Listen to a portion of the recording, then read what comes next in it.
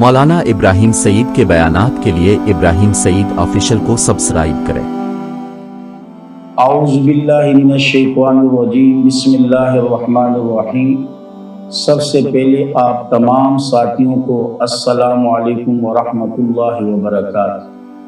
پچھلے 2 ویڈیوز میں آپ حضرات کے سامنے ارکان صلاۃ میں سے تکبیر تحریمہ اور قیام پر مختصر انداز میں گفتگو کر چکا ہوں۔ آج کی اس ویڈیو میں آپ حضرات کے سامنے قرات کے متعلق مختصر انداز میں گفتگو کروں گا۔ سب سے پہلے آپ یہ بات ذہن میں بٹھا دیں کہ نماز میں قرآن کریم کا پڑھنا یہ فرض ہے، جیسے کہ اللہ کریم نے قرآن کریم میں از خود فرمایا فَقْرَؤْا مَا تَيَسَّرَ مِنَ الْقُرْآنِ، پڑھو قرآن کریم میں سے جو میسر ہو، جو آسان۔ دوسری بات یہ ذہن میں بٹھا دیں کہ نماز میں مطلق قرات یہ فرض ہے، جیسے کہ احادیث رسول اللہ صلی اللہ علیہ وسلم سے بھی معلوم ہوتا ہے، اور اس پر کافی احادیث موجود ہیں۔ ان میں سے چند احادیث آپ حضرات کے سامنے پیش کروں گا۔ سب سے پہلے حدیث حضرت ابو ہریرہ رضی اللہ تعالیٰ عنہ کی ہے کہ آپ صلی اللہ علیہ وسلم نے فرمایا لا صلاۃ الا بقراءۃ، نماز نہیں ہوتی مگر بغیر قرات کے۔ اسی طرح دوسری حدیث جو ہیں حضرت ابو سعید خدری رضی اللہ تعالیٰ عنہ کی ہیں کہ حضرت ابو سعید رضی اللہ تعالیٰ عنہ فرماتے ہیں کہ آپ صلی اللہ علیہ وسلم نے ہمیں حکم دیا کہ ہم فاتحہ یا جو میسر ہو قرآن میں سے آسان ہو قرآن میں سے ہم پڑھیں۔ اسی طرح تیسری حدیث بھی حضرت ابو ہریرہ رضی اللہ تعالیٰ عنہ کی ہیں جو کہ بخاری میں اور مسلم میں بھی موجود ہیں کہ آپ صلی اللہ علیہ وسلم ایک مرتبہ مسجد میں داخل ہوئے۔ آپ صلی اللہ علیہ وسلم کے ساتھ ایک صحابی بھی داخل ہوئے۔ اس صحابی نے نماز پڑھی۔ نماز پڑھنے کے بعد آپ صلی اللہ علیہ وسلم پر سلام کیا۔ آپ صلی اللہ علیہ وسلم نے سلام کا جواب دیا، اور سلام کے جواب دینے کے بعد آپ صلی اللہ علیہ وسلم نے اس صحابی سے فرمایا ارجع، واپس ہو جا، اپنی نماز دوبارہ پڑھ لے، کیونکہ آپ کی نماز نہیں ہوئی۔ وہ صحابی رسول تھے، اللہ کے نبی کے ہر حکم کو ماننے والے تھے، بجائے چون چرا کے اعتراضات یا سوالات وہ واپس ہو گئے اور نماز دوبارہ پڑھی۔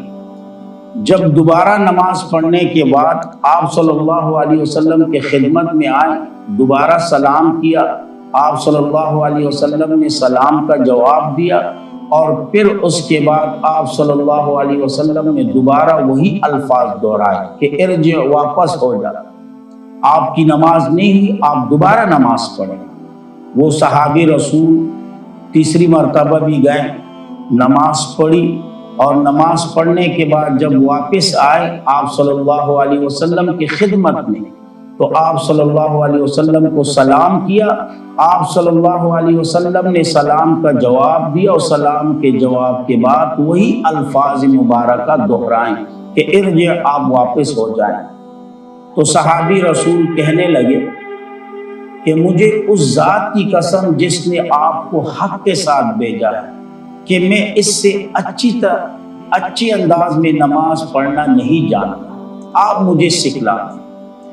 اللہ کے رسول نے فرمایا کہ جب آپ نماز پڑھنے کے لیے آئیں تو سب سے پہلے تکبیر کہیں، پھر آپ کو قرآن میں سے جو حصہ آسانی کے ساتھ میسر ہو اسے پڑھیں۔ حدیث کافی لمبی ہے، میں نے مختصار کے ساتھ بیان کر دیا۔ ان احادیثوں سے معلوم ہوا کہ نماز میں مطلق قرات یہ فرض ہے۔ اسی وجہ سے حضرت امام ابو حنیفہ رحمہ اللہ کے ہاں فرائض خمسہ میں یعنی دن کی جو 5 نمازیں ہیں ان کے پہلے 2 رکعتوں میں قرات یہ فرض ہے۔ اور دوسرا مسئلہ یہ ذہن میں رکھیں کہ فرائض کے جو آخری 2 رکعت ہیں اور مغرب کی آخری 1 رکعت، اس میں سورۃ فاتحہ کا پڑھنا یہ سنت ہے۔ اب اگر تیسرا مسئلہ یہ بھی ذہن میں رکھیں، اب اگر کوئی بندہ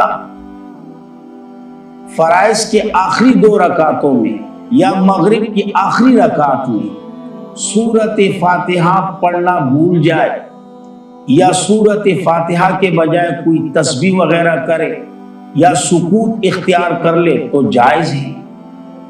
البتہ تسبیح جو ہیں یہ سکوت سے افضل ہے۔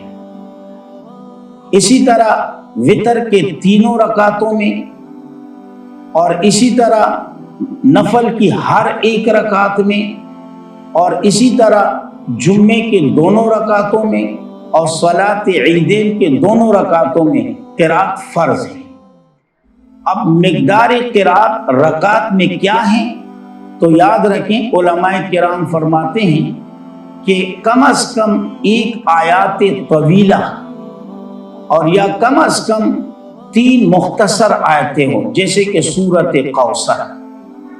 اور ایک مسئلہ یہ بھی ذہن میں رکھیں کہ قرات کے ساتھ الفاظ کا پڑھنا ضروری ہے، یہ نہ کہ محض خیال میں قرات کریں آپ تو اس طرح سے نماز ادا نہیں ہوتی، اس طرح نماز ادا نہیں ہوتی۔ قرات کا ادنا درجہ یہ ہے کہ آپ از خود اپنے کانوں سے سنیں، یہ قرات کا ادنا درجہ ہے۔ قرآن پڑھنے کا ادنا درجہ یہ ہے کہ آپ از خود اپنے کانوں سے سنیں۔ اسی طرح اور بھی اس میں کافی سارے مسائل ہیں، لیکن آج آپ کے سامنے ان چند مسائل پر میں نے گفتگو کی، باقی انشاءاللہ زندگی رہی آنے والے ویڈیو میں باقی مسائل پر گفتگو کروں گا۔ اللہ رب العزت عمل کرنے کی توفیق عطا فرمائے۔ وآخر دعوانا الحمدللہ رب العالمین۔